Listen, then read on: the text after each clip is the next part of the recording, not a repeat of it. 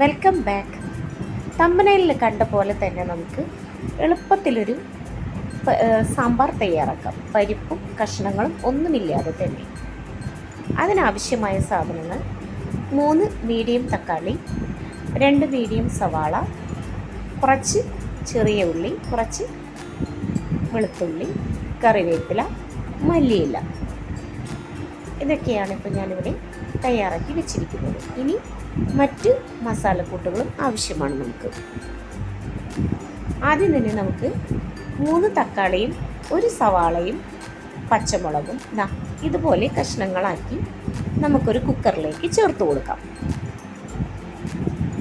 കുക്കറിലിട്ടതിന് ശേഷം നമുക്കിതിലേക്ക് ആവശ്യമായ മഞ്ഞൾപ്പൊടി ചേർത്ത് കൊടുക്കാം, ഉപ്പ് ചേർത്ത് കൊടുക്കാം, ആവശ്യമായ വെള്ളവും ചേർത്ത് കൊടുക്കാം. വെള്ളം അധികം വേണ്ട. ഇനി ഇവയെ നമുക്ക് നന്നായി വേവിച്ചെടുക്കാം.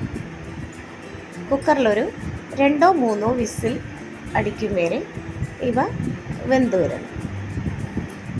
അപ്പോഴേക്കും നമുക്ക് മറ്റു ചേരുവകൾ തയ്യാറാക്കാം. ഒരു പാൻ അടുപ്പിൽ വെച്ചതിന് ശേഷം അതിലേക്ക് വെളിച്ചെണ്ണ ഒഴിച്ച് ഇനി നമുക്കതിലേക്ക് നമ്മൾ തയ്യാറാക്കി വെച്ചിരിക്കുന്ന ചെറിയ ഉള്ളിയാണ് ചേർത്ത് കൊടുക്കേണ്ടത്. നമ്മൾ തയ്യാറാക്കി വെച്ച കുറച്ച് ഉള്ളി നമ്മൾ ചേർത്തു. ഇനി നമുക്കിതിലേക്ക് മറ്റൊരു സബോളയും കൂടി ചേർത്ത് കൊടുക്കാം. കനം കുറഞ്ഞരിഞ്ഞ് ഇതുപോലെ രണ്ടും കൂടി നമുക്ക് നന്നായി വഴറ്റി കൊടുക്കാം. ഇവയുടെ കളറൊക്കെ മാറി വരുമ്പോൾ ഗോൾഡൻ കളർ ആവുമ്പോൾ നമുക്കിനി ഇതിലേക്ക് പൊട്ടുകടലയാണ് ചേർത്ത് കൊടുക്കുന്നത്. ഒരു 3 ടേബിൾ സ്പൂൺ പൊട്ടുകടല നമ്മളിവിടെ ചേർത്ത് കൊടുക്കാൻ പോവുകയാണ്. അതും കൂടി നമുക്ക് ഇതിൻ്റെ കൂടെ നന്നായി വഴറ്റി കൊടുക്കണം.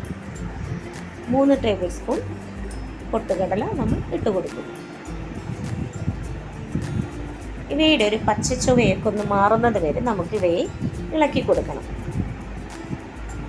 പൊട്ടുകടലയുടെ ഒരു മണവും ഉള്ളിയുടെയും സവാളയുടെയും ഒക്കെ ഒരു മണം വന്നു തുടങ്ങുമ്പോഴേക്കും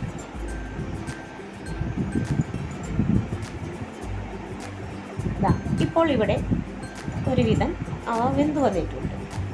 ഇനി നമുക്കതിലേക്ക് 1 ടേബിൾ സ്പൂൺ മല്ലിപ്പൊടി, 1 ടേബിൾ സ്പൂൺ മുളക് പൊടി, പിന്നെ 1 ടേബിൾ സ്പൂൺ കായത്തിൻ്റെ പൊടിയാണ് ഞാനിവിടെ ചേർക്കുന്നത്. കായം മുഴുവനായിട്ട് ചേർക്കുന്നവർക്ക് അങ്ങനെയും ചേർക്കാം. ഞാനിപ്പോൾ ഇവിടെ പൊടിയാണ് ചേർത്തിരിക്കുന്നത്. ഇനി ഇവയെല്ലാം കൂടി തന്നെ നമുക്ക് നന്നായി യോജിപ്പിക്കാം. ഇവയെല്ലാം പച്ചച്ചുവയൊക്കെ മാറുന്നത് വരെ നമുക്ക് ഇവയെ വഴറ്റി കൊടുക്കാം. ഇപ്പോൾ ഇവിടെ പൊട്ടുകടലയുടെയൊക്കെ നിറം മാറി വന്നിട്ടുണ്ട്. ഉള്ളിയുടെയും മല്ലിപ്പൊടിയുടെയും മുളക് പൊടിയുടെയൊക്കെ പച്ചമണം മാറി വന്നിട്ടുണ്ട്. ഇനി നമുക്കിവയെ ഒരു മിക്സിയുടെ ജാറിലേക്ക് ഇട്ട് കൊടുത്ത് അല്പം വെള്ളവും ചേർത്ത് കൊടുത്ത് നല്ല പേസ്റ്റ് രൂപത്തിൽ ആക്കിയെടുക്കാം. ഇതുപോലെ ഇവിടെ ആ കൂട്ടെല്ലാം നന്നായി അരഞ്ഞു വന്നിട്ടുണ്ട്. ഇനി നമുക്ക് നമ്മൾ തയ്യാറാക്കാൻ വെച്ചിരിക്കുന്ന തക്കാളിയും സവാളയും എന്തായി എന്ന് നോക്കാം. അവയും വെന്ത് വന്നിട്ടുണ്ട്. നമുക്കൊരു തവി വെച്ച് ഇതുപോലെ നന്നായി ഉടച്ചു കൊടുക്കാം. അധികം വെള്ളമൊന്നുമില്ല. ഇനി നമ്മൾ തയ്യാറാക്കി വെച്ചിരിക്കുന്ന ഈ അരപ്പ് നമുക്കിതിലേക്ക് ചേർത്ത് കൊടുക്കാവുന്നതാണ്. തക്കാളിയുടെ കൂട്ടിലേക്ക് നമ്മൾ അരച്ചു വെച്ചിരിക്കുന്ന പൊട്ടുകടലയും സവാളയും മസാലപ്പൊടികൾ ചേർത്തതും എല്ലാം കൂടി അരച്ച് മിശ്രിതം നമ്മൾ ഇതിലേക്ക് ഒഴിച്ചു കൊടുത്ത് അവയെ നന്നായി ഇളക്കി യോജിപ്പിക്കാം.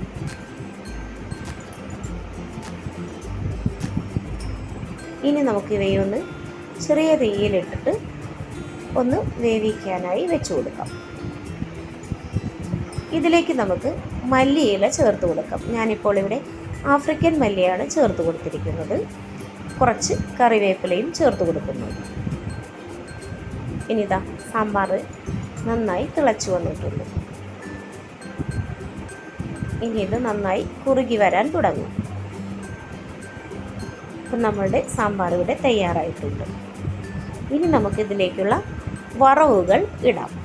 അതിനായി നമ്മളിപ്പോൾ ഇവിടെ ഒരു പാൻ അടുപ്പിൽ വെച്ച് അതിലേക്ക് ആവശ്യമായ വെളിച്ചെണ്ണയും ഒഴിച്ചു കൊടുക്കുന്നുണ്ട്.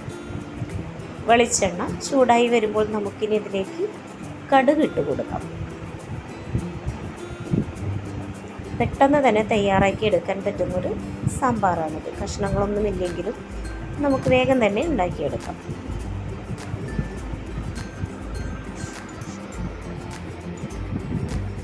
ഇപ്പോൾ ഇവിടെ കടുകെല്ലാം പൊട്ടിത്തുടങ്ങിയിട്ടുണ്ട്. ഇനി നമുക്കിതിലേക്ക് മറ്റു ചേരുവകളും കൂടി ചേർത്ത് കൊടുക്കാവുന്നതാണ്. സാധാരണ നമ്മൾ സാമ്പാറിലേക്ക് ചേർത്ത് കൊടുക്കുന്നത് പോലെ തന്നെ നമുക്കിതിലേക്ക് ഇനി ചേരുവകൾ ചേർത്ത് കൊടുക്കാം. ഒരു 3 വെളുത്തുള്ളി അരിഞ്ഞത് ചേർത്ത് കൊടുക്കുന്നുണ്ട്.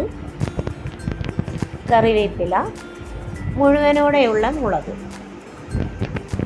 അത് ഒന്ന് പൊട്ടിച്ച് ഇട്ട് കൊടുക്കുന്നുണ്ട്.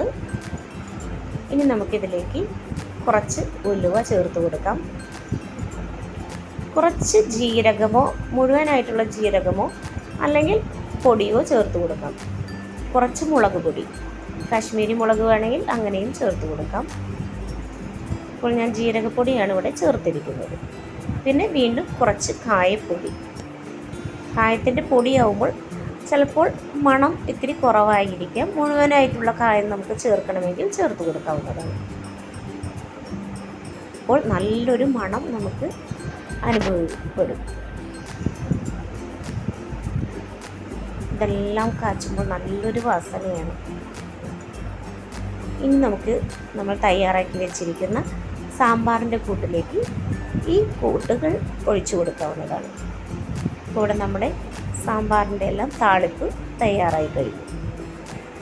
ഇത് നമുക്ക് ദോശയുടെ കൂടെയും ചോറിൻ്റെ കൂടെയും ചപ്പാത്തിയുടെ കൂടെയും അപ്പത്തിൻ്റെ കൂടെയൊക്കെ കഴിക്കാൻ നല്ല രുചിയാണ്. പുളി പോരാ എന്ന് തോന്നുകയാണെങ്കിൽ നമുക്ക് കോൽപ്പൊടി വേണമെങ്കിലായാലും ചേർക്കാം. നമ്മളുടെ പരിപ്പും കഷ്ണങ്ങളും ഒന്നുമില്ലാത്തൊരു സാമ്പാർ ഇവിടെ തയ്യാറായി കഴിഞ്ഞു. Thank you.